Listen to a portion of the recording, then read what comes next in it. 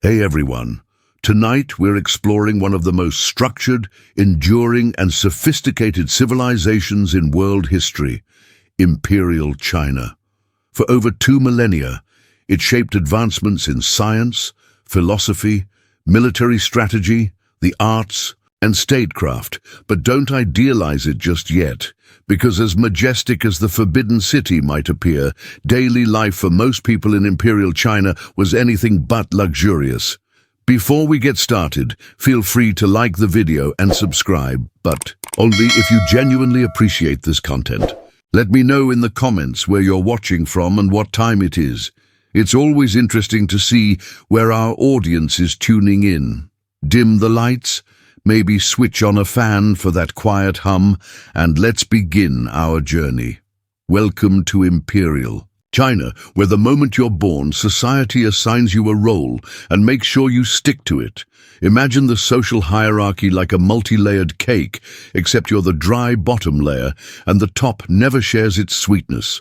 At the very peak stands the Emperor, known as the Son of Heaven, a grand title, until you realize that heaven doesn't take complaints. He ruled by the mandate of heaven, which meant his authority remained as long as the harvests were good and uprisings were minimal. If that changed, then heaven had clearly chosen someone else. Below him were the scholar officials, men who spent decades memorizing Confucian texts, reciting classical philosophy, and developing bad posture from years bent over scrolls. They passed the imperial exams, which were like ancient SATs, with failure essentially locking you into lifelong poverty. Next came the farmers, the underfed backbone of the empire. Confucian values gave them a degree of respect since they produced the food, but that didn't include any actual benefits like healthcare or time off. Then there were the artisans, craftsmen who created goods like paper, porcelain, and tools. Their work was essential, but they held little status. Slightly lower were the merchants, often wealthier than everyone else, but mistrusted. In Confucian ethics, profiting from others' labor was seen as morally dubious, so even a wealthy merchant might be treated like a suspicious outsider in silk robes. At the very bottom, soldiers, servants, butchers, actors, and criminals, basically anyone you wouldn't invite to an elite banquet. Monks floated somewhere between religious figure and social outcast. And women, they weren't even on the hierarchy. They were expected to obey their fathers, then their husbands, and raise sons. To obey future men, personal aspirations. Not exactly part of the plan. A day in Imperial China began early, not out of choice, but because of roosters and clanging bells. You'd wake, stretch, and instantly remember your obligations. Your first act? Bowing, not to a deity, but to your father, mother, grandparents, possibly even a distant aunt. This wasn't optional. It was called filial piety, and it was the foundation of daily life. Forgetting to bow wasn't just rude. It was believed to bring dishonor to your entire family line. You'd bow multiple times before breakfast. Say something out of turn, like asking why you needed to wash your uncle's feet, and you might be accused of disrespect, a social mistake only slightly better than arson. Most homes lacked chairs, so you'd kneel on mats while elders launched into long lectures about tradition and discipline. The Confucian hierarchy ruled everything. Older people outranked younger, men outranked women, and parents outranked everyone. If you were the youngest sibling, you mostly stayed quiet, smiled, and hoped not to be blamed for someone else's mistake. There was no cheerful good morning, only a series of formal gestures and a quiet wish to get through the day without upsetting anyone. After your 47th bow, breakfast arrived, a modest bowl of rice gruel or congee, essentially hot, watery rice with maybe a dash of salt. If you were lucky, there'd be a tiny bit of pickled vegetable. If your family was poor, and they likely were, this was the norm. Meat was reserved for special occasions or officials. Eggs, when available, were often preserved until they resembled ancient relics. If pork belly appeared, you probably had guests or divine luck. Tea was served, not to relax, but because boiled water was safer than plain. You drank slowly, even though your stomach remained mostly empty. Meals weren't social events. You ate silently, facing the family shrine, under the quiet judgment of ancestors who'd left behind high expectations and low income. Your bowls were ceramic, your spoons wooden. Napkins, use your sleeve if it was clean. Then it was time to begin the day's labor. Getting dressed wasn't about fashion, it was about following strict clothing laws. Fabric signaled your social class. Farmers wore rough hemp, basically a sack with sleeves. Nobles wore silk, smooth, flowing and strictly regulated. Wearing the wrong fabric could be a crime. The government controlled everything from sleeve width to hat shapes. Yellow, reserved exclusively for the emperor. Wear it without permission, and you risked execution. Shoes followed a similar logic. Commoners wore simple cloth shoes. Elites wore embroidered slippers that looked elegant but weren't practical. Foot binding, especially for high-born girls, was a harsh tradition. From age 5, their feet were broken, folded, and bound to remain small. These so-called lotus feet were seen as beautiful, despite causing lifelong disability. The process was agonizing, irreversible, and purely for status. Even men weren't spared discomfort. Officials wore heavy robes year-round, sometimes with hats designed to prevent whispering during meetings. So yes, clothing was symbolic and regulated, but also restrictive, painful, and often impractical. Once dressed, you headed to work, assuming the weather, land, and taxes permitted. For most people, work wasn't a choice. It was an exhausting, relentless necessity. If you were a farmer, and most were, you spent your life bent over in rice fields. This wasn't poetic labor. It was hard, muddy, physically punishing work. You planted seedlings, swatted away insects, and prayed the landlord wouldn't raise your taxes. Rain or drought, you worked. Locusts, work, and maybe yell at the sky. Tools were basic, wooden plows if you were lucky, bare hands if not. An ox was both your co-worker and your retirement plan. Lose it and you were in trouble. For women, the workload doubled, helping in the fields, then managing everything at home, cooking, weaving, raising children. And if anything went wrong, blame usually landed on them. Artisans worked long hours crafting goods by hand, often earning barely enough to live. Merchants, though financially better off, were viewed with suspicion and given little respect. Then, there was corvée labor, mandatory public service. If the emperor wanted a new road, canal, or tomb, ordinary people were recruited, without pay, refuse, and you risked punishment or being labeled a rebel. After a long day of labor, you returned. Home dirty, exhausted, and thankful just to have survived. In Imperial China, work didn't empower you. It just kept you too tired to complain. Then came the imperial exam system, the official path to upward mobility. If you were a man with ambition and a bit of family support, your future depended on passing these exams. Success meant becoming a respected official. Failure meant returning to life as a farmer, but the exams were grueling. You had to memorize the entire Confucian canon and write essays judged not just on content, but on handwriting, tone, and moral quality. One mistake, and you failed. Preparation began in childhood and often lasted into middle age. Boys studied in freezing or sweltering conditions, writing essays until their fingers cramped.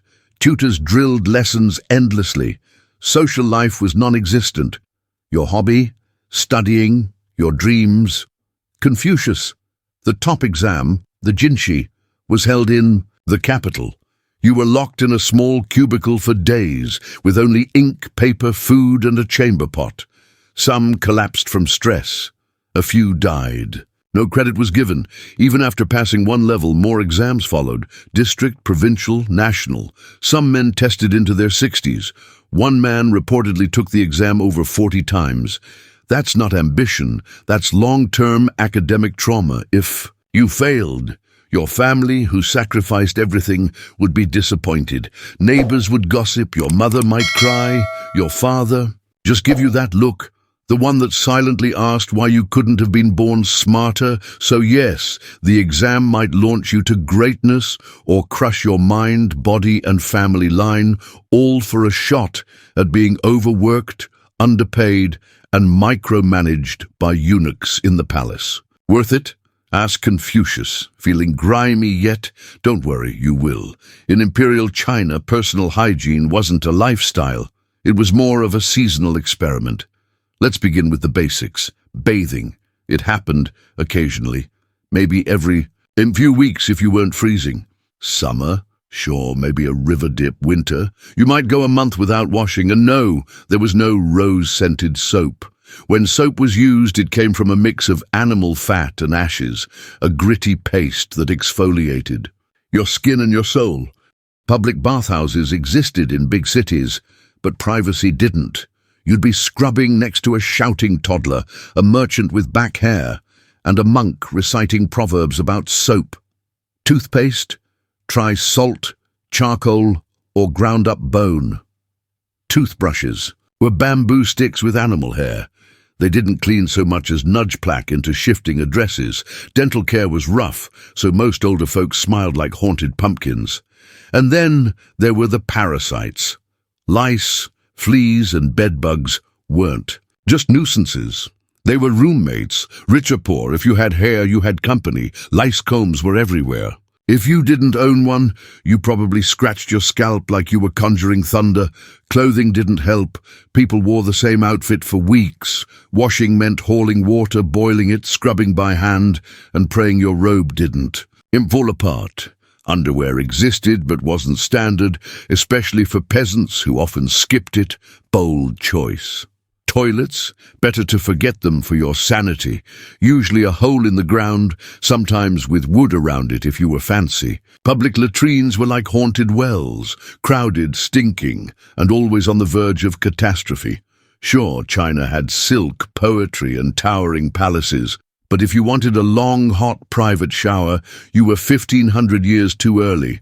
So, you've endured the lice, the sad breakfast, and the soul-sapping exam prep. But before you vent to a neighbor, remember, in Imperial China, the law was always watching, and unlike modern surveillance, this version came with bamboo sticks and wildly imaginative punishments. Let's talk legal codes. The Tang and Qing dynasties had incredibly detailed laws, rules about taxes, hairstyles, hat shapes, mourning rituals. Even wearing the wrong color during a festival could count as a crime. Yes, they had records, bamboo strips, inked and archived by weary scribes, who probably dreamed of early retirement. Punishment wasn't subtle. Forget trials and community service. Justice here meant learning through pain. Minor offenses, you might get caned with bamboo rods. Fun fact, the courts had various stick sizes. Insult someone? Small stick. Steal a chicken? Bigger stick. Fail. To bow properly to a magistrate's horse?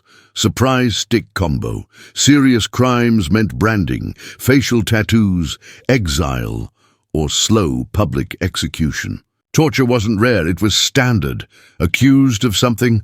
The court would encourage your confession with thumbscrews, spiked boards, or hours in stress positions while a humorless man yelled at you with a scroll and you didn't have to. Be guilty, just inconvenient or politically unlucky. Your family could pay for your crime too. Collective punishment was beloved by the legal system. If your cousin made a seditious toast over rice wine, your whole house might wake up under investigation. The law was complex, organized, and terrifying. Justice was less about truth and more about maintaining obedience. The message: follow the rules, keep your head down, and avoid eye contact with the magistrate's mistress. Let's explore the justice system's favorite pastime: torture. Not as punishment, but as a helpful warm-up. Say someone accuses you of stealing a chicken, insulting your father, or worse, criticizing the emperor's poetry. The magistrate doesn't ask your side.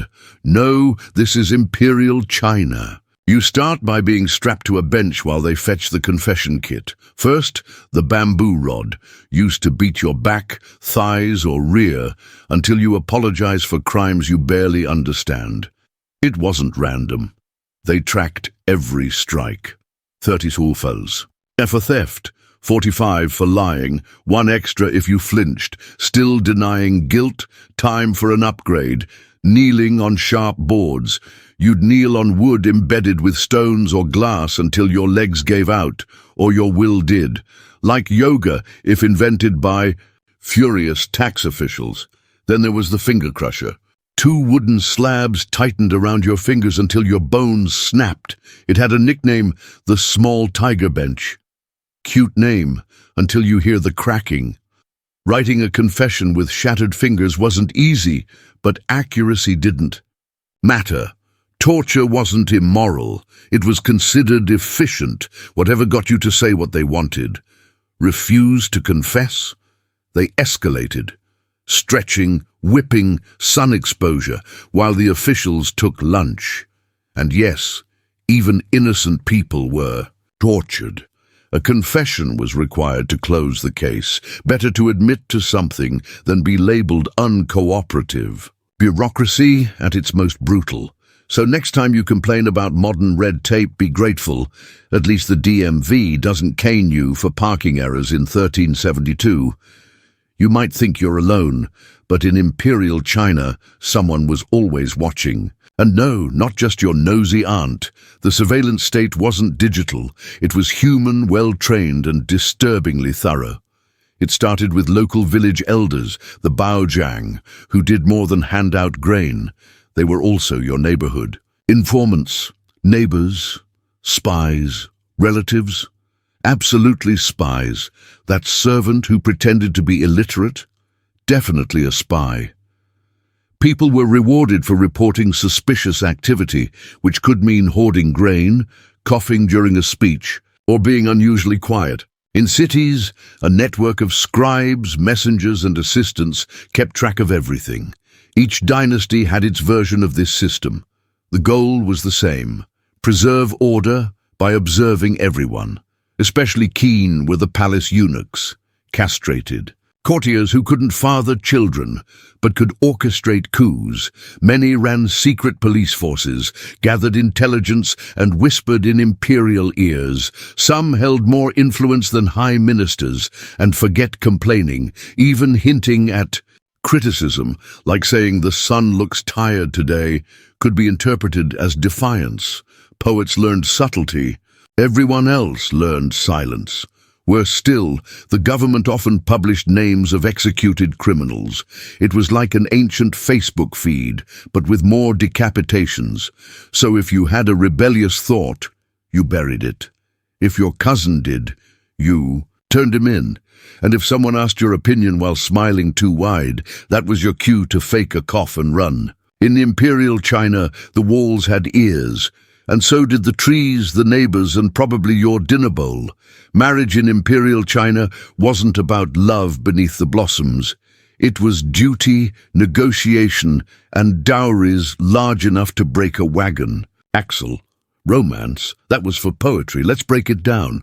Marriages were always arranged. Your parents decided your match before you mastered chopsticks. Wealthy families hired matchmakers, professional background checkers, who reviewed horoscopes, family history, and ancestral blunders from 5 dynasties ago. If all aligned, congrats, you're betrothed to someone you've never met. Physical. Attraction? Irrelevant. Compatibility was judged by birth charts and tax reports. For women, marriage wasn't a fresh start. It was a polite abduction. You left your family, changed your name, and moved in with your husband where you were expected. To serve him, his parents, and any grumpy uncle visiting long-term, the dowry. Your family had to send wealth, money, land, or goods. The more, the better.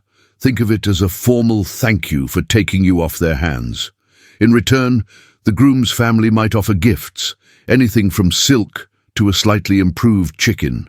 Your duties. Have sons, obey the in-laws and never talk back. A proper wife was quiet, modest and hard-working, the Confucian trifecta. Too loud, too opinionated, barren. You might be legally replaced with a concubine. Yes, concubines were common. Men could take several, especially if wealthy. Women, one man, one chance. Divorce, rare and shameful. Grounds included jealousy, illness, or gossip. Annoy your husband with tea complaints, he could legally dismiss you. So marriage in Imperial China wasn't a fairy tale. It was more like survive without offending the in-laws, thinking of rebellion, tired of bowing and backbreaking labor. Want to challenge that smug official who taxed your rice and pride? Bold idea. But in Imperial China, rebellion didn't make you a hero. It made you a very short story. Here's the fantasy. You gather angry peasants, burn tax records, and declare a new era of justice. Reality?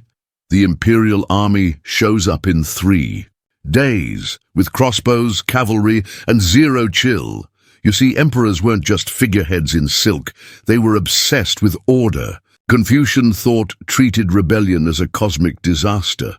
That made rebels not just criminals, but threats to the universe. Punishment matched the drama. You'd be caught, paraded, tortured, and executed in ways meant to kill your cause and your dignity. Beheadings were popular, so was being pulled apart. One emperor preferred slow slicing, where you were cut until both your body and file were complete. And it didn't end with you. The government loved punishing everyone involved. Family, neighbors, even that guy who once lent you a hoe, they were all fair game. Erase the village, erase the rebellion. Still, rebellions happened, the Yellow Turbans, the White Lotus and others. Some caused chaos, but most were crushed. Survivors faced exile, slavery, or exhausting labor projects they'd never finish. Even hinting at rebellion, say a snarky poem, could get you arrested and interrogated via bamboo. Best case? Exile somewhere cold, rocky and flea-ridden. So yes, rebellion looked epic in legends, but in real life it earned you a line on a warning plaque. Want change? Keep your head down. Literally. Maybe you thought, I'll escape peasant life, ace the exams, become an official. Cute. Welcome to court life in Imperial China, where the tea's hot, the robes are silk, and the floors are clean enough to shame your reflection. But so were the hidden knives behind everyone's back. Let's start with the Forbidden City, Ani, Emperor's fortress wrapped in layers of protection. Inside, smiles were polite masks for deeper schemes. Eunuchs, ministers, concubines, and scholars were locked in a never-ending chess match of quiet betrayal. The only thing more ruthless than court politics was literal violence, frequent and final. As an official, every gesture you made was under surveillance, not just from spies, but from rivals waiting for the smallest slip. Use the wrong character. In a report, treason. Mispronounce the emperor's name. Treason. Pause too long before kneeling. At minimum, highly suspicious. And then there were the eunuchs, castrated palace servants who often held immense influence. Many began with modest roles, rose quickly, and soon controlled access to the emperor himself.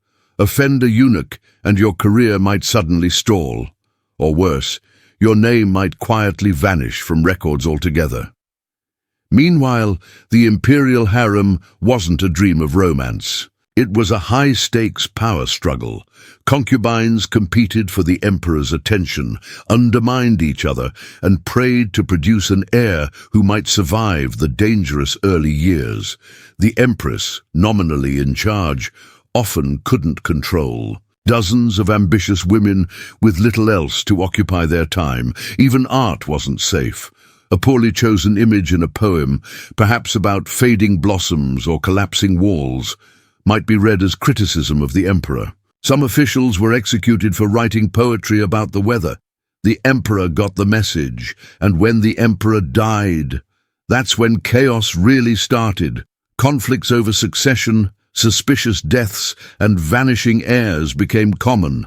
Transitions of power were often lethal for much of the court. Court life wasn't safe. It was simply death wrapped in brocade. Your robe might be red, but so was the floor beneath your feet. Let's say you survived this far, bowed properly, memorized endless Confucian maxims, and avoided at least 3 varieties of death. Here's the hard truth about life in Imperial China. You were a number, a tally, a notation in a dusty textbook. To the state, you weren't a person with dreams. You were a grain of rice, small, nameless, disposable, and ideally productive. The government didn't care if you had ambition, intelligence, or a kind heart. It cared whether your family paid taxes and produced sons for conscription. From the emperor's view, you were one face in a sea of millions, not even a glamorous one. You weren't a precious seal or a sacred item. You were a cog in a machine, empowered by rice, silk, and labor to maintain dynastic order. Your birth was logged for tax purposes, your death recorded mostly to stop your family from claiming your rations. In between, your job was to stay silent, stay useful, and try not to starve during a drought. Individualism? A charming concept, but it didn't exist. You didn't follow your calling. You followed your father, your superior, or your assigned post. To stand out was considered dangerous, no better than famine or foreign invasion. Harmony was the goal. Even emotions were regulated. A peasant feeling sorrow, acceptable, feeling inspired. Not your place. The census didn't care about your favorite verse. It asked if your roof leaked and whether you owned livestock. Even your body belonged to the system. Drafted for infrastructure projects, you might dig canals you'd never use, or defend walls you'd never see completed. Dying along the way, not an issue, more laborers would follow. In Imperial China, you had worth only as long as you could be counted, taxed, or quietly buried. So here we are, deep into the story. And if you've been listening, one thing is clear. Imperial China was breathtaking and breathtakingly brutal. It gave the world gunpowder, paper, the compass, printing, and a largely functional bureaucracy. The Great Wall stretched across mountains. The Forbidden City stood as a symbol of centralized power. Poetry flowed like the Yellow River. Beautiful, constant, and often dangerous if read the wrong way. Its legacy was unmatched. Its reality, unforgiving, rigid hierarchy, endless labor, one poor harvest away from collapse. For every delicate character brushed into a scholar's diary, thousands of peasants waded through flooded fields, wondering if the taxman would leave them anything to eat. For every emperor buried beneath mountains of jade, hundreds of laborers were buried too, for convenience. The brilliance of Imperial China came at a price. Childhoods lost to study, backs broken by farming, lives ended by law, famine, or conscription. The system functioned well for the elite. For everyone else, it functioned until they dropped. And most didn't rebel, not because they loved the system, but because it had convinced them it was natural, that heaven had chosen their ruler, that obedience, silence, and suffering were virtues, that pain was noble. That's the legacy. Grandeur intertwined with hardship. When people reflect on Imperial China, they often see calligraphy, grand buildings, and wise quotes etched in stone. They don't always see the concubine quietly poisoned, the starving mother trading her comb for a bowl of rice, or the scholar who failed the exam for the 7th time and never returned. So no, you wouldn't last a day in Imperial China. Not because you're weak, but because it wasn't built for survival. It was built for obedience, tradition, and endurance. And through all of it, the empire survived. The people survived. But only a handful of their stories were ever told. In the spring of 1846, the Great Migration westward was underway. The Oregon Trail bustled, oxen pulling wagons, wheels groaning, families filled with dreams. Among them was a group of about 30, led by brothers George and Jacob Donner and businessman James F. Reed. These weren't thrill seekers. They were farmers, artisans, and families pursuing the promise of California's fertile land. Their timing seemed perfect. The snow was months away, and the route was well established. But the Donner Party, eventually numbering 87, made one critical mistake. They took a shortcut. The so-called Hastings Cutoff was an unproven route suggested by Lansford Hastings, an opportunist who had never taken it with a wagon himself. It was supposed to save weeks by crossing Utah's Wasatch Mountains and the Great Salt Lake Desert. Hastings sent guides ahead, leaving letters encouraging travelers to take his route. The Donner Party believed him and left the main trail. Initially, morale stayed high. Children, elders, and entire families sang at night and clung to optimism. But soon the terrain betrayed them. The Wasatch Mountains were far more rugged than promised. Wagons had to be dismantled and hauled piece by piece. Progress slowed. Arguments rose. Supplies dwindled. Then came the desert, the Great Salt Lake. Desert was a harsh, shimmering trap.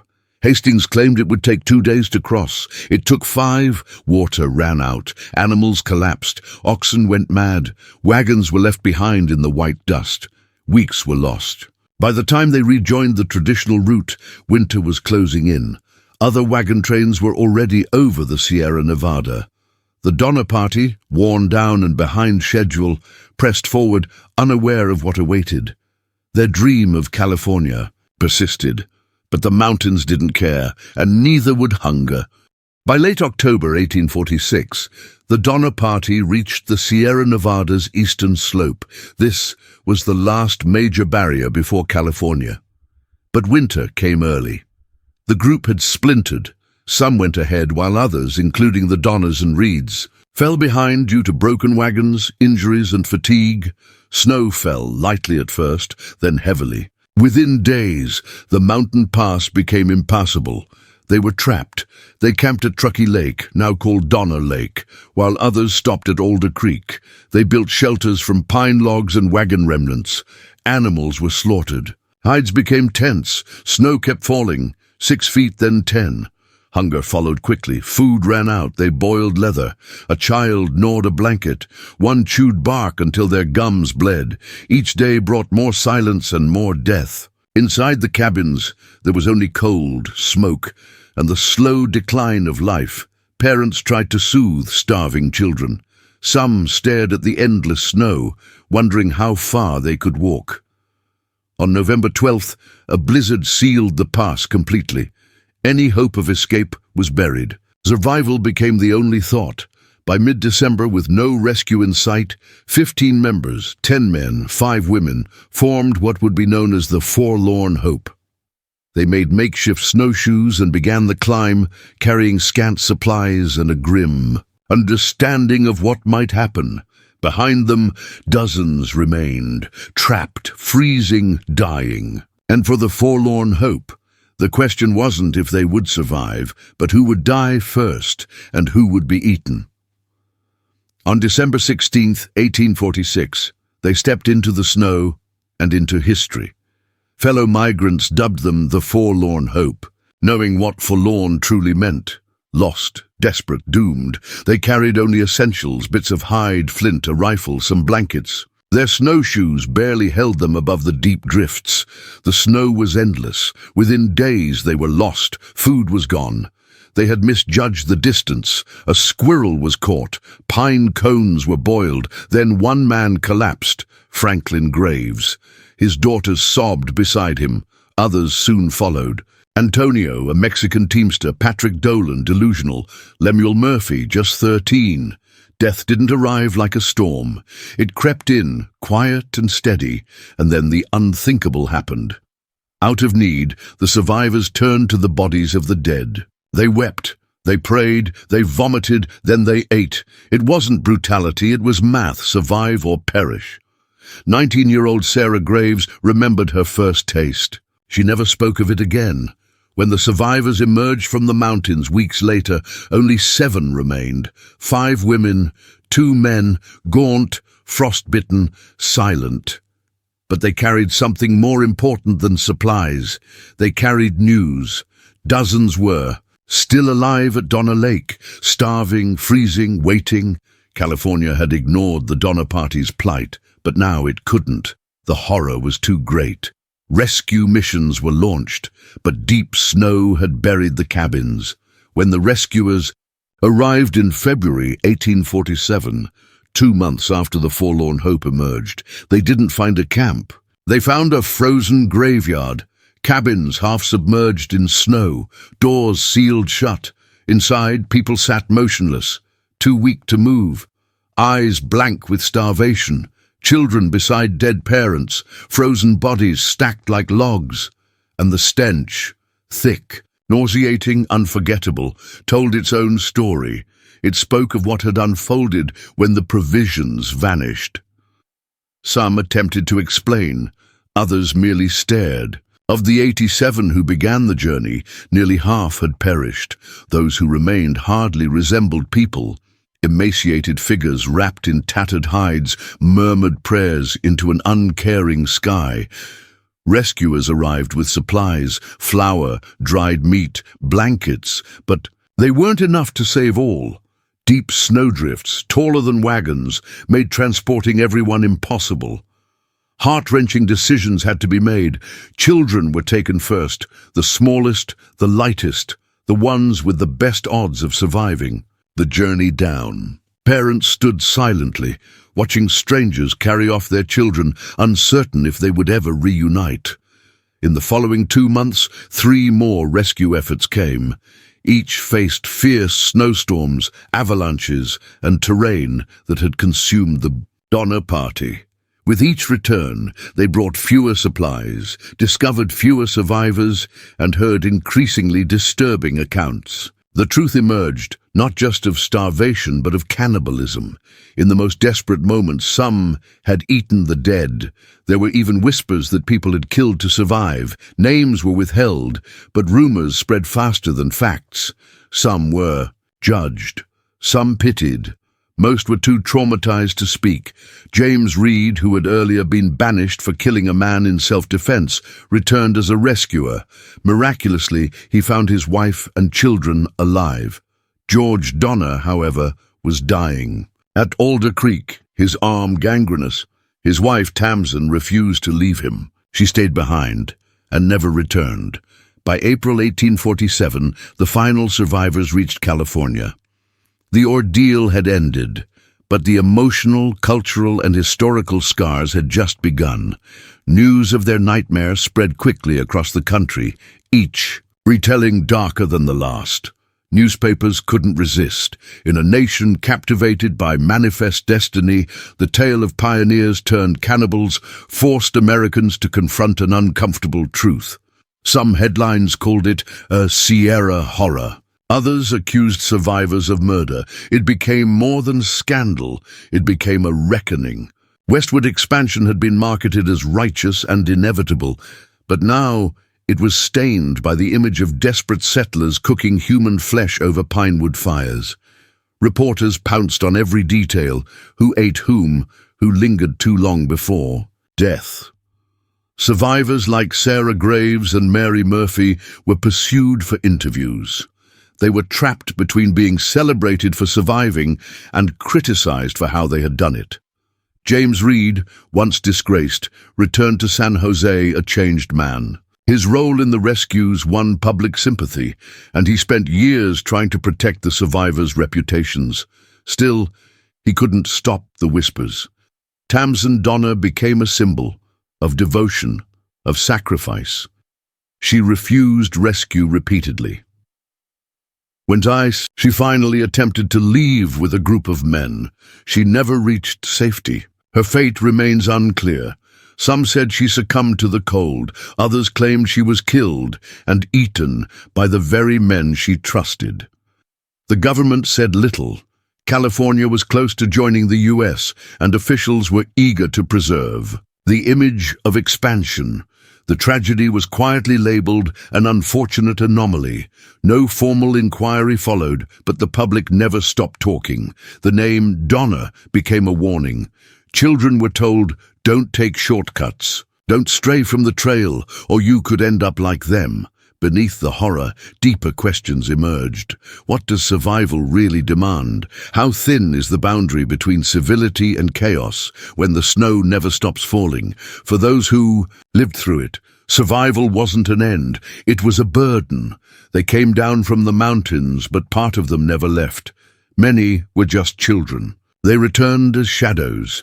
Quiet, gaunt, haunted, some like 13-year-old Virginia Reed went on to lead long lives. She married, had children, and later published her recollections.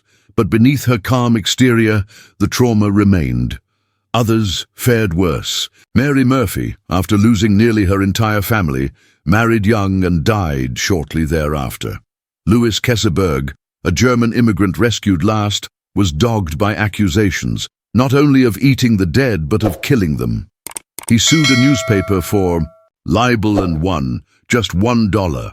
The stain stuck. Some survivors vanished. They changed their names, moved away, or refused to speak of what happened. Others couldn't stop reliving it, not just what they had done, but what they had witnessed. Watching friends waste away, hearing mothers weep over starving children, being forced to choose who would be saved when help arrived. Communities reacted in different ways. Some saw the survivors as tragic heroes. Others whispered behind their backs, eager to forget the nightmare etched into America's frontier mythology. To his credit, James Reed rebuilt his life. He fought in the Mexican-American War, prospered in San Jose, and lived to old age. Still, he admitted in letters that the memories haunted him. No one returned unchanged, young or old.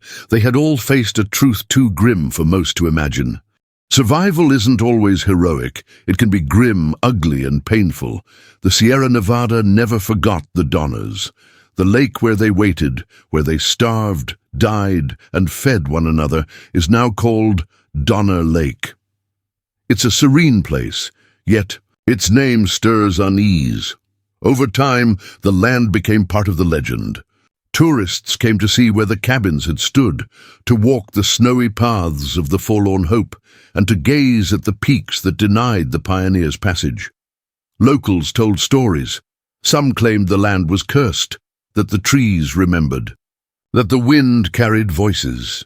In 1918, a granite monument was built near the lake. On top, a solemn family of pioneers, father, mother, child, facing west. The pedestal beneath them stands 22 feet tall, marking the snow's height that brutal winter. It's a tribute to endurance, tragedy, and the fragile line separating civilization from desperation. But even the monument avoids the full truth. It says nothing of cannibalism, of suffering, betrayal, or the dead who gave their bodies so others might live. It's a softened version, a memorial for comfort, not accuracy. Each year, school children visit the site.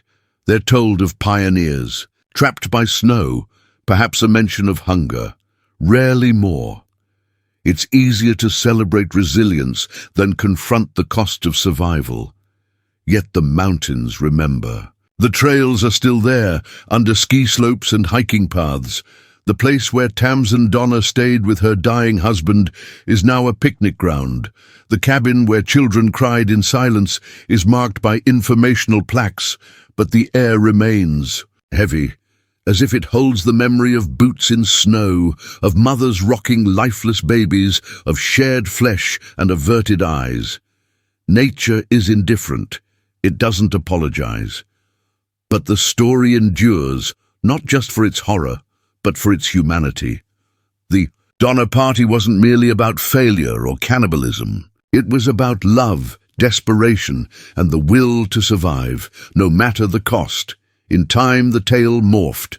Rumors distorted facts. Some survivors were romanticized, depicted as tragic but noble. Others, like Kesselberg, were cast as villains. He was accused of hoarding food, of killing Tamsen Donner, of taking pleasure in what he had done. None of this was proven. But facts mattered little when sensational stories sold.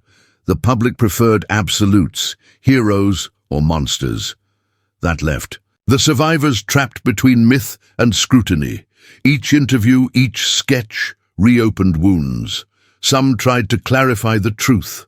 Virginia Reed published her own story, pleading with others never to take untested shortcuts. Others chose silence, crushed under the weight of memory and fascination.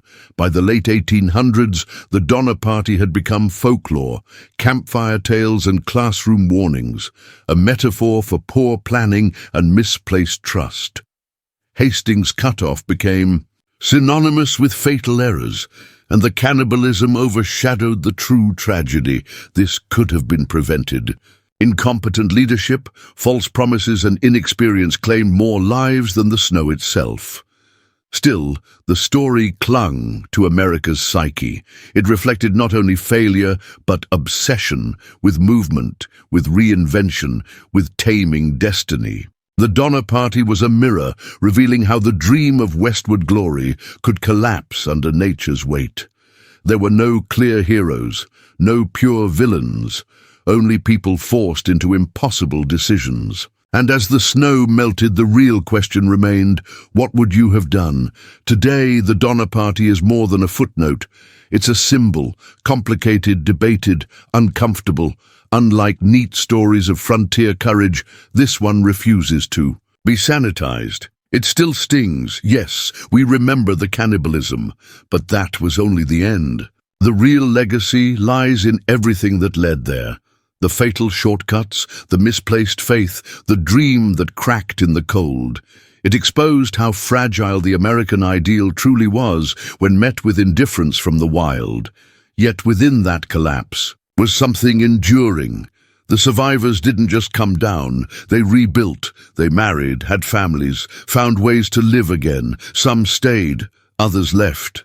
A few even prospered. They weren't defined by what they did, but by their decision to go on. The cost, though, is permanent. Donner Lake still stands, quiet, preserved.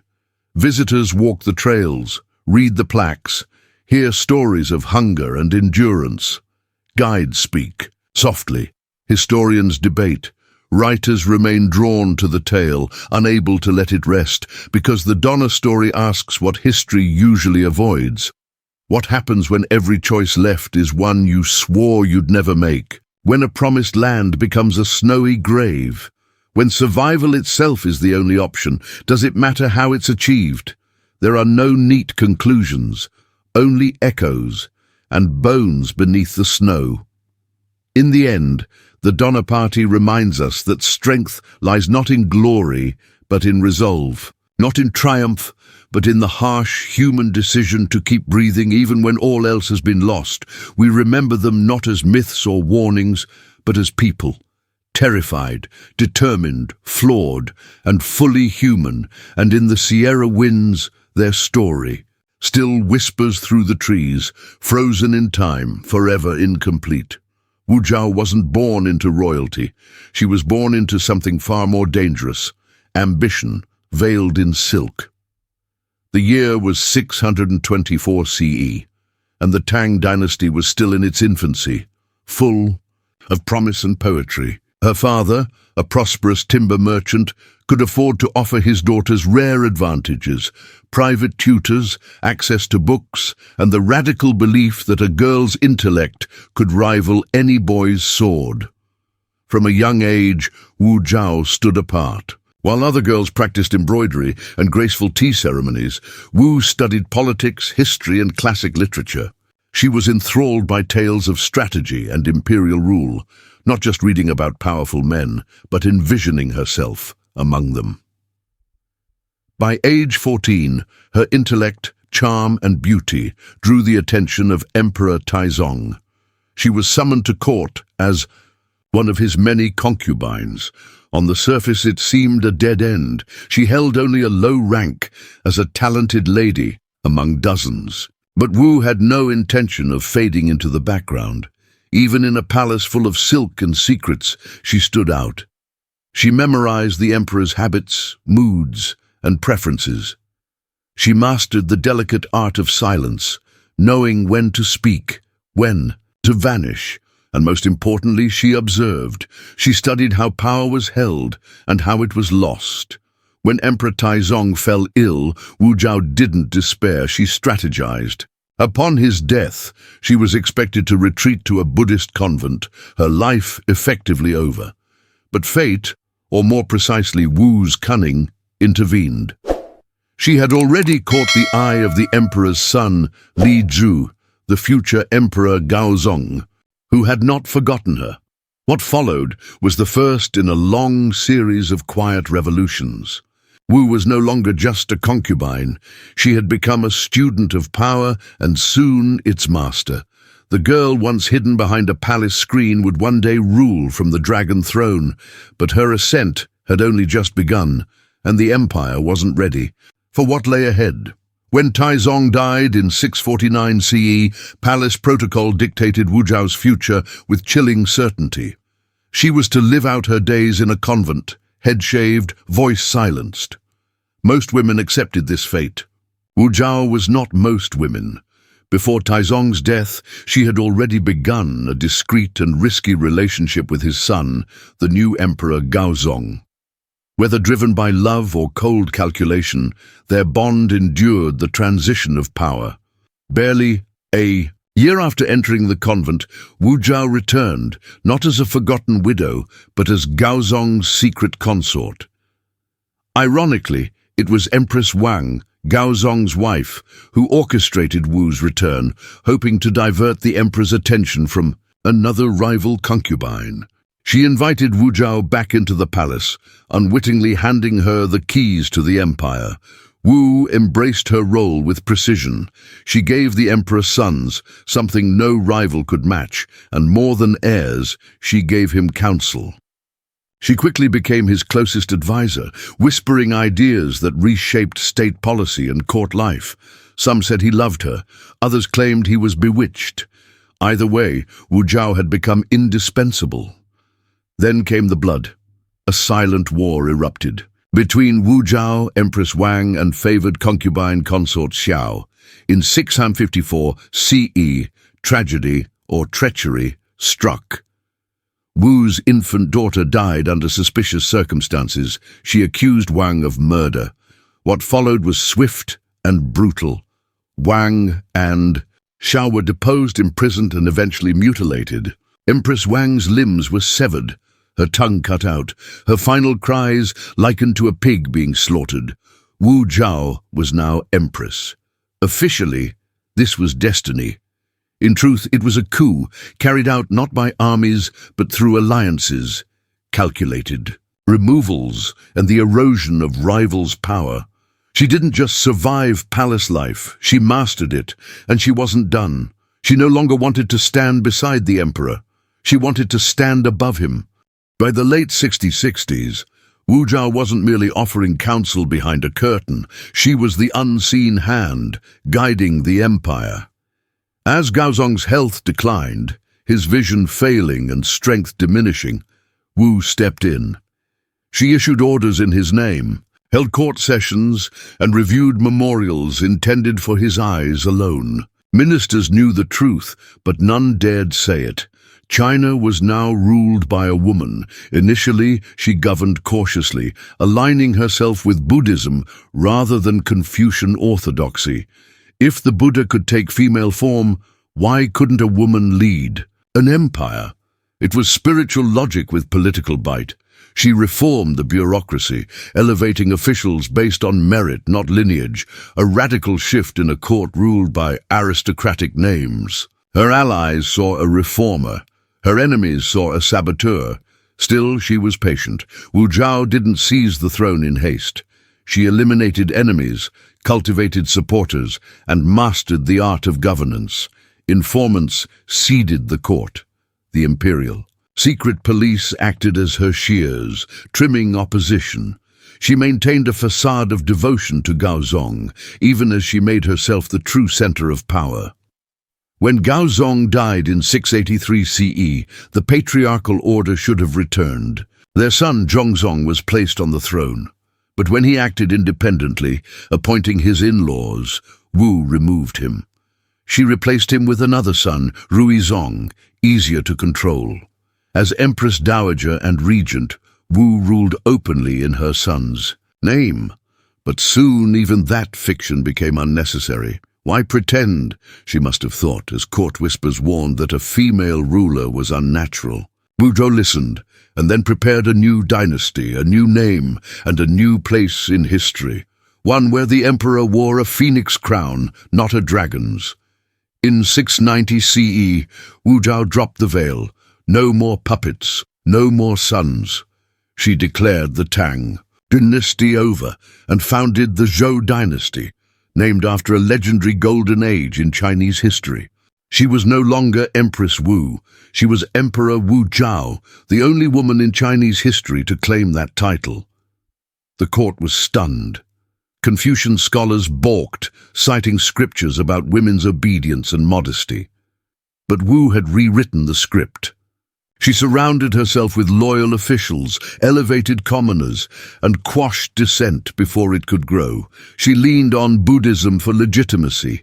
Temples proclaimed her the reincarnation of Maitreya, the future Buddha. One monk even discovered a scripture predicting a female ruler would bring global peace, a prophecy fulfilled conveniently by Wu herself.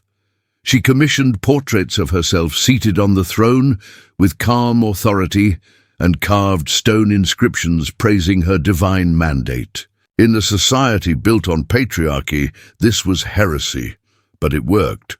Wu Zhao ruled with a blend of severity and grace. She expanded the civil service exam system, implemented agricultural reforms, and increased state revenue. The empire thrived under her leadership, but power came at a cost. She relied on a feared secret police to stamp out resistance. Rumors of torture, forced confessions, and disappearances circulated throughout the court. Still, she maintained her rule with unwavering precision. She wore the dragon robe, held court, and issued edicts under her own name. For 15 years, she was not only the most powerful woman in China, she was its most powerful person. But with such unprecedented power came enemies. She had upended centuries of tradition and embarrassed generations of noblemen. Everyone in silk watched her and waited. Even her sons, once used as political pawns, grew resentful. They craved power, but knew all too well how dangerous it was. Wu had taught them. She trusted none. Suspected conspirators were swiftly removed. Trials were short. Confessions were often coerced. Executions were public. Her enemies called her ruthless, but she was precise. New government titles were created, honorific in name, hollow in authority, a way to reward loyalty without ceding power. She even elevated women at court, placing female relatives and confidants in roles once reserved for men. But over time, her dependence on a few individuals began to stain her legacy. Chief among them were the Zhang brothers, once entertainers, now influential courtiers. Handsome, charming, and much younger, they earned her favor, and with it, political clout. Critics whispered that the once formidable empress had become a lonely woman clinging to youth. But gossip could not erase her legacy. Literacy rose, infrastructure improved. Civil exams were reformed. She governed effectively, even as her health declined. By the early 700s, Wu Zhao was in her 70s. Her body weakened, but her mind remained sharp. She ruled from behind golden screens, reclining on a couch as rivals began to circle. Her closeness to the Zhang brothers drew mockery and resentment. What had once been tolerated now became a liability. In 705 CE, the court struck. A swift, bloodless coup removed her from power. The Zhang brothers were executed, their heads displayed. Wu Zhao, surrounded and weakened, was forced to abdicate. Her son, Zhongzong, returned to the throne, the very son she had once deposed. She retired with a small entourage, stripped of her court, but retained the title of emperor and some private influence. Though the Tang dynasty erased her name from the official record and treated her reign as an aberration, Wu Zhao's legacy could not be buried. She died later that year. No grand epitaph, no elaborate tomb. Her name was quietly omitted from histories. The empire pretended she had never reigned, but history, like Wu Zhao herself, is not so easily silenced. For decades, poets and scholars debated her. Was she a tyrant or a visionary? A manipulator or a savior? One thing is clear, she broke every rule written for her. And for 15 years, she ruled. Not as someone's wife or mother, but as China's emperor. She didn't just defy history, she became part of it. After Wu Zhao's death in 705 CE, the Tang authorities moved quickly to erase her unprecedented reign. Official histories were revised, her reforms were credited to male successors. Her name was removed from records and temples, replaced with safer, more conventional male names. But despite the state's efforts, Wu Zhao refused to disappear. The public remembered her. Scholars could not ignore her. Foreign visitors continued to speak of the female emperor who once ruled the most powerful empire on earth. Ironically, it was the very historians assigned to minimize her story who ensured her legacy survived. A name can be scratched out, but a reign that shaped an era cannot be erased. Her achievements were significant. She elevated Buddhism to new heights, embedding it into the empire's legitimacy. She restructured the civil service, making exams more merit-based and reducing the influence of aristocratic families. She protected the empire's borders, led successful military campaigns, and suppressed internal rebellions, accomplishments many male rulers aspired to but rarely achieved. For women, Wu Zhao's reign was a brief yet brilliant moment in a long history of subjugation. She appointed women to high-ranking roles, funded education for girls, and opened unprecedented access to power. Her rule became a symbol, proof that a woman could not only survive within the palace, but command it. Still, her legacy remains complex. Later, Confucian historians painted her as a villain, an alluring manipulator who gained power through seduction and ruled with cruelty. Her actions were exaggerated, her romantic affairs multiplied, and her ruthlessness turned into myth. It was easier to demonize her than to admit she outperformed many of her male counterparts. But today, modern scholars are reassessing her impact. Wu Zhao is now recognized as one of the most capable rulers in Chinese history, regardless of gender.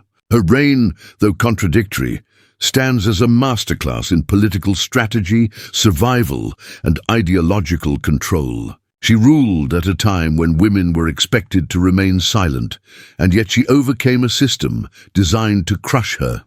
Even with her erasure, her legacy endures, silent, powerful, and unforgettable. To understand Wu Zhao is to understand the China she helped shape. Her influence wasn't just political, it was cultural and ideological. Her reign marked a turning point. She redefined imperial leadership. Where traditional emperors favored Confucian advisors and military leaders, Wu Zhao built her court with Buddhist monks, scholars from modest backgrounds, and fiercely loyal officials who owed their positions to her merit-based policies. This reshaped the Tang power structure. Under her leadership, the civil service exams became more accessible and rigorous, allowing people from non-noble backgrounds to rise in government. It marked a clear shift away from hereditary privilege and toward a more dynamic, educated bureaucracy, one that would outlast her. Culturally, her support for Buddhism sparked a golden age of religious art and architecture. Temples, pagodas, and colossal statues were erected in her honor. At Longmen Grottos, a statue of the Vairocana Buddha bears facial features unmistakably similar to Wu Zhao. Serene, dignified, all-seeing. These weren't just religious works, they were political messages declaring that a woman could embody divine order. She even altered language itself. Wu Zhao introduced dozens of new Chinese characters into official use, some expressing virtues, others crafted specifically to glorify her regime. Most of these disappeared after her death, but the ambition of rewriting the written language reveals her vision for transformation. Perhaps most radically, she redefined gender norms. By portraying herself as both nurturing mother and authoritative ruler, she combined traditional feminine and masculine roles. She didn't oppose masculinity, she incorporated it into her identity. She was both the protector and the enforcer, the dragon and the phoenix, the emperor and the empress. Her rule wasn't flawless, dissent was punished severely, trust was scarce. Yet the state she governed functioned, adapted, and expanded. That success, even after centuries of historical resistance, cannot be denied. Wu Zhao didn't merely inherit the Tang dynasty, she reshaped it. Over 1,300 years after her death, the impact of her reign still echoes through China's cultural memory, a mix of brilliance, cruelty, and defiance. Though her name was once erased from stone and banned from records, history has a way of resurrecting what was buried. In later centuries, she became a paradox in folklore, depicted as both tyrant and heroine. Opera troupes dramatized her life, portraying her alternately as a villain and a tragic icon. She was condemned, praised, misunderstood, but never forgotten. No other woman in Chinese history has equaled her rise. Others held temporary power as regents or dowagers. None declared themselves emperor. None attempted to reshape dynasties, reinvent language, or rule alone atop the world's most powerful empire. That reality, that she broke the ultimate rule, continues to spark debate. To some, she is a cautionary tale, ambition unbound, femininity wrapped in steel. To others, particularly historians, feminists, and political theorists, she is something more, a symbol of resilience, a study in political brilliance, and a testament to the cost of leadership when you're never meant to lead. Today, Wu Zhao is more than a historical figure. She is a mirror. Her rise reveals the gears of systemic inequality, and her reign shows the moment they jammed. She didn't just defy expectations, she shattered them. But greatness came with a cost. Her legacy is morally ambiguous. She ruled through fear as often as through fairness. Her enemies didn't just fall, they vanished, often without justice. Her compassion had limits, and her justice was calculated. She wasn't trying to be admired, she was trying to survive. And in doing so, she made history. She remains the woman who rose from the shadows of concubinage, who stepped into a world built to deny her, and answered with authority. In the land of dragons, she crowned herself the phoenix, and burned her name into eternity. In the ancient world, a road was more than infrastructure. It was an assertion of power. When rulers ordered roads carved through forests, deserts, or mountains, it wasn't just about easier travel, it was about control. Roads were empire in motion. Unlike rivers or seas, which nature dictated, roads were human creations. They sliced through terrain, linking distant regions to the capital. They reminded everyone, merchant, traveler, or rebel, that the state had reach. A well-built road meant armies could mobilize quickly, taxes could be collected efficiently, and goods could move from frontier to capital. The earliest known roads date back to Mesopotamia, around 4000 BCE. These were not paved highways, but compacted dirt paths for carts and caravans. Even then, civilizations understood a core truth. When people move, ideas, goods, and influence move too, and those who built the roads controlled that movement. In ancient Persia, the royal road stretched more than 1,500 miles from Sardis to Susa. It had rest stops, way stations, and royal couriers who could ride across the empire in record time. Herodotus claimed messages could travel the full length in just 7 days. That speed wasn't just impressive, it was strategic. It meant the king's command could reach every corner of the realm in under a week. But it was Rome that elevated road building to an imperial art.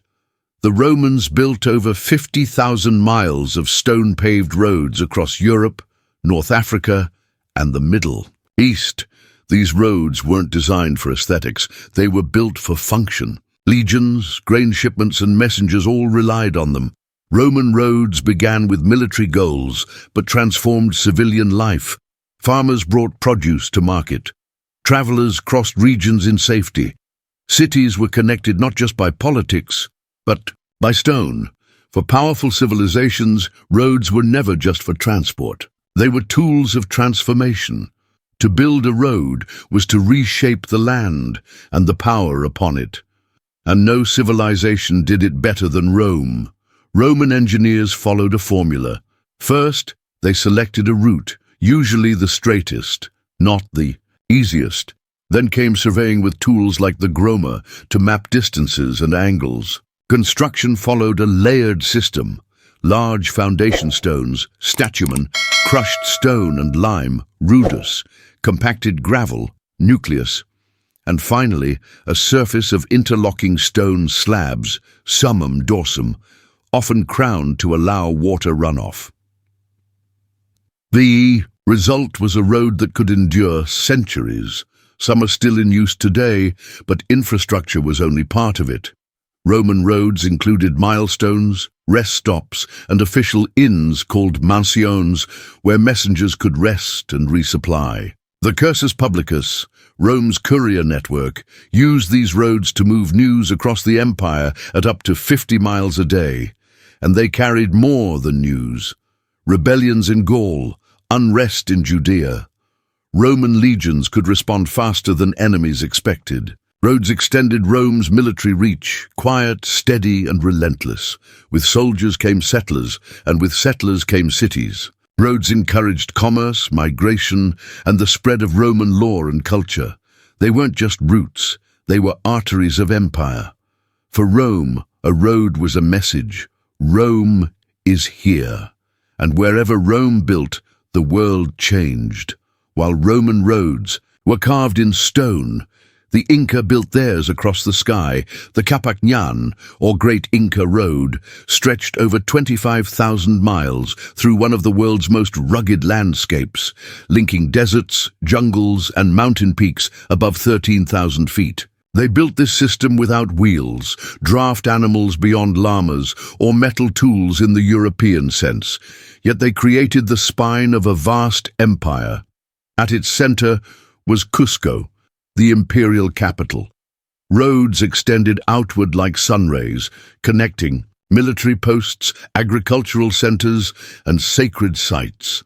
The Inca Trail to Machu Picchu is just one piece of this network. Construction varied. In lowlands, wide paved paths. In mountains, narrow trails carved into cliffs. To cross rivers, they built rope suspension bridges from woven grass, strong enough for caravans and rebuilt annually in community ceremonies still practiced today. Without wheels, all movement relied on foot or llama. But the Incas had the chasqui, relay runners who carried messages, supplies, even fresh seafood from the coast to Cusco within days. This relay system enabled swift communication across an empire without a written script. But these roads were spiritual too. Many followed seques, sacred lines radiating from Cusco to shrines. Travel was symbolic as well as practical. Each step reinforced imperial authority and cosmic order. The Capacñan wasn't a Roman-style conquest tool. It was a tether, holding a vertical empire together. From snowy peaks to coastal plains, the roads made unity possible. Though much is lost, some paths remain. Stone fitted without mortar, still walked after 500 years. The Incas didn't just conquer the Andes, they stitched it together, one road at a time. Long before Rome, and far from the Andes, another empire stitched its realm together, the Achaemenid Persians. At its heart ran the Royal Road, a 1,500-mile engineering feat linking Sardis in modern-day Turkey to Susa, one of Persia's capitals. Commissioned by Darius the Great in the 5th century BCE, it was more than a trade route. It was a declaration of imperial order and administrative reach. One of the earliest examples of a true long-distance highway in recorded history, the Persian. Royal Road wasn't the invention of roads themselves, but the refinement of them. The Persians didn't create roads from scratch, but they standardized them, militarized them, and turned them into the backbone of an administrative empire. Persian engineers scouted efficient routes that balanced directness with manageable terrain, bypassing swamps and scaling mountains only when necessary. The result was a remarkably smooth and swift network connecting their sprawling empire. According to Herodotus, royal couriers could traverse the royal road in just 7 days, a journey that might take a civilian as many as 90. This speed was made possible by a system of relay stations placed every 15 to 18 miles. At these posts, messengers could swap out horses and quickly resume their ride. This setup, predating the Pony Express by 2 millennia, wasn't just for messengers. Merchants, soldiers, diplomats, and tax officials also relied on it. The Royal Road helped unify a diverse empire, one that encompassed Greeks, Medes, Egyptians, Babylonians, and others. It enabled centralized governance over distant territories, supported by road guards for security and caravanserais for shelter and supplies. Maintaining the system required order and infrastructure, areas where Persian bureaucracy excelled. Repair crews were dispatched as needed, and tolls were occasionally collected at strategic crossings. The Persians also introduced milestones and markers to measure distance and enforce consistency, ideas later adopted by the Romans and Byzantines. Although the road network didn't survive Persia's fall intact, its legacy endured. Alexander the Great used it to launch his conquest, and the Romans expanded the concept. Even today, parts of modern highways trace the ancient royal road. It demonstrated a lasting truth. Empires are not sustained by force alone, but by how swiftly messages travel and the strength of the roads that carry them. While Rome paved, its legacy in stone, and the Incas carved theirs into mountains, another empire quietly developed a road system that would shape global history. Han Dynasty, China. In Han China, roads were more than connectors between cities. They wove together a civilization and enabled one of the most legendary trade routes of all time, the Silk Road. Under Emperor Wu, ruling from 141 to 87 BCE, roads became strategic tools for expansion and control. The state invested heavily in building and maintaining long-distance routes, extending from the capital Chang'an into Central Asia. These roads weren't just for commerce. They were critical for military coordination and administrative oversight. Unlike Roman roads, Han roads were not uniformly paved. Many were packed earth or gravel, sometimes reinforced with planks in wet areas or stone slabs in elevated regions. Despite lacking uniform materials, their scale and planning were unmatched. The postal relay system, or Yichuan, was highly developed. Stations at regular intervals provided fresh horses and rest stops for imperial messengers, allowing decrees and documents to travel across thousands of miles with efficiency. The roads also supported diplomacy and trade. Envoys like Zhang Qian traveled westward, opening routes to Persia and India. Chinese goods such as silk, jade, and paper were exchanged for horses, glassware, and agricultural innovations. Security was paramount. The Han invested in military outposts, especially near the Gansu Corridor, a narrow and strategic stretch connecting China to the west. Watchtowers, signal mounds, and fortified settlements lined the routes, establishing a consistent imperial presence. These roads also carried culture. Confucianism, Buddhism, and administrative practices spread across the empire thanks to mobile travelers, monks, soldiers, merchants, who exchanged ideas as readily as goods. This cultural circulation helped shape a unified identity that persisted beyond the Han era. Han roads weren't built for spectacle, they were built to last. While many disappeared under modern cities or were reclaimed by desert sands, their influence endured. Through them, China didn't just protect its frontiers, it opened itself to the world. In contrast, ancient Greek roads are rarely remembered for their grandeur. They didn't match the scale of Roman highways or the extent of Persian routes. But their significance lies elsewhere, in how they shaped culture, religion, and daily life.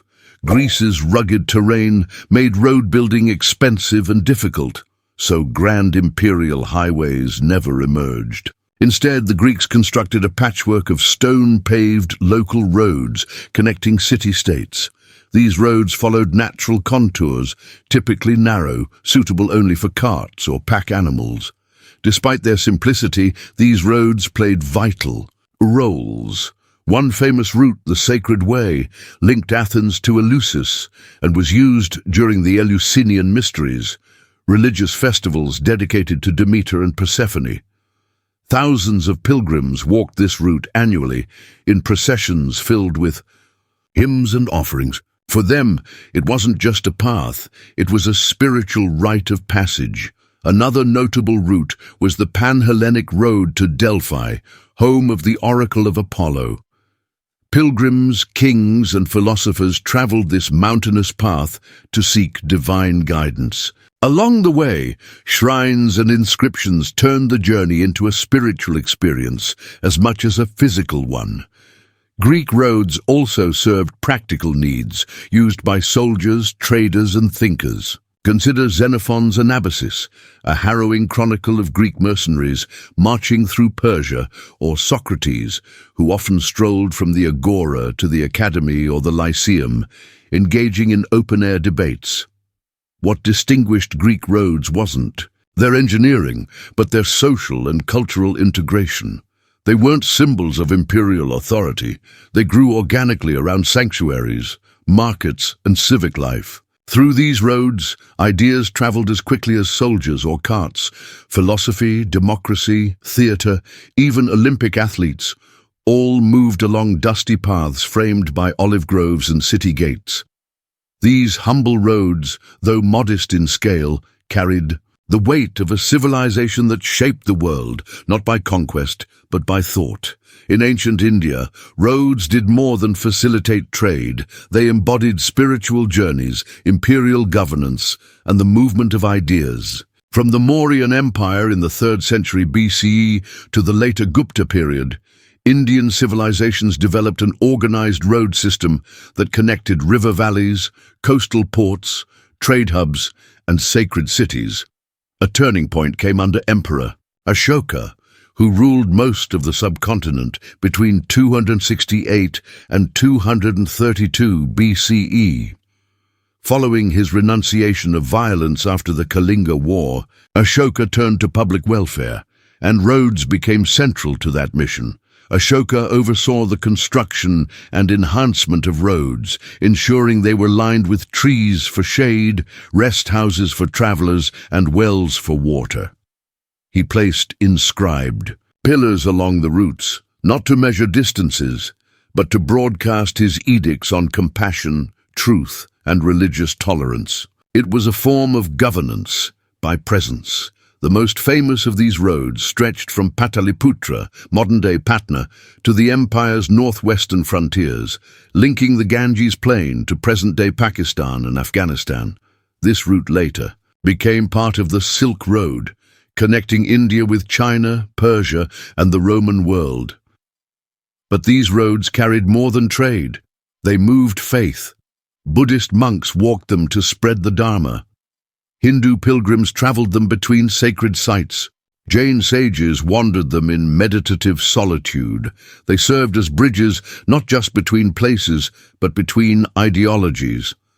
Trade flourished along these paths. Spices, gems, ivory, and textiles traveled inland and abroad, reaching distant Roman ports and Central Asian markets.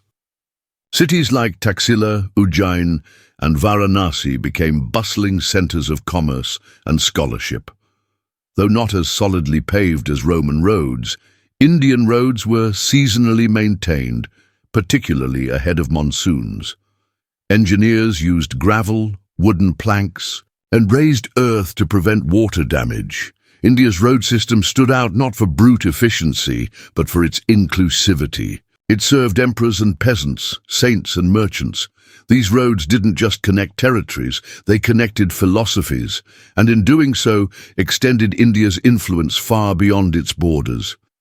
Ancient roads were more than simple tracks. They were complex feats of engineering designed to conquer rivers, ravines, and rugged landscapes.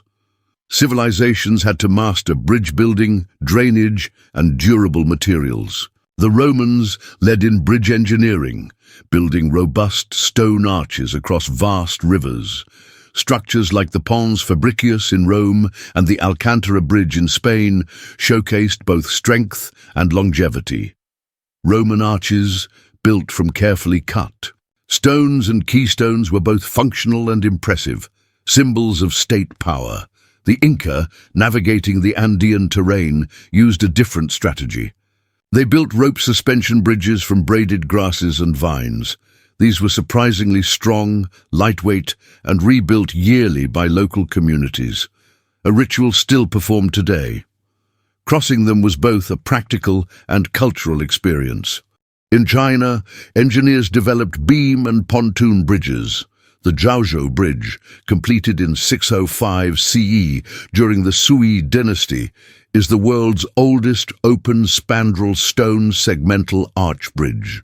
It combined engineering brilliance with elegance, allowing heavy traffic to cross the Jiao River for centuries. Drainage systems were equally essential. Roman roads were slightly elevated in the center to allow rainwater to drain into side ditches. In monsoon-prone regions like India and Southeast Asia, roads were raised or layered with gravel to resist erosion. Some empires used complex layering, soil, gravel, stones and paving slabs, to build durable roads.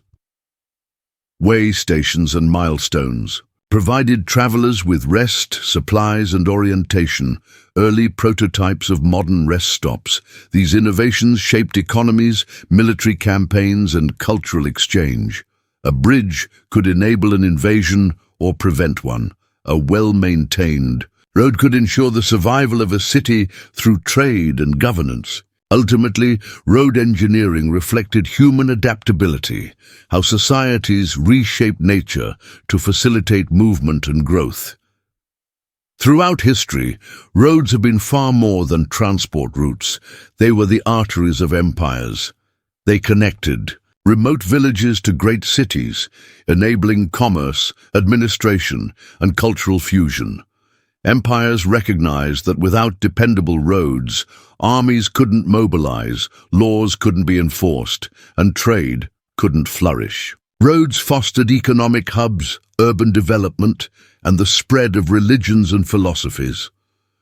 From the Silk Road to the Via Appia to the Incan Capac Ñan, these networks carried ideas and identities, not just merchandise. Maintaining roads required complex bureaucracies and vast labor forces, revealing the organizational strengths of empires like Rome, Persia, China, and the Inca. Roads became a measure of imperial reach and stability. Well-kept roads meant thriving empires. Neglected ones signaled decline or isolation. More than infrastructure, roads symbolized human aspiration, the urge to connect and control space. They transformed geography from a barrier into a bridge. Many ancient roads now lie buried beneath modern highways, while others remain visible as archaeological landmarks. They remind us that the infrastructure we take for granted was once a marvel of human effort, crafted with sweat, stone, and imagination. The legacy of ancient roads lives on in every journey we make, every message we send, and every trade route we rely upon. They are the quiet architects of civilization. In the end, the story of ancient roads is the story of humanity itself, forever moving, forever connecting, and always building bridges across space and time.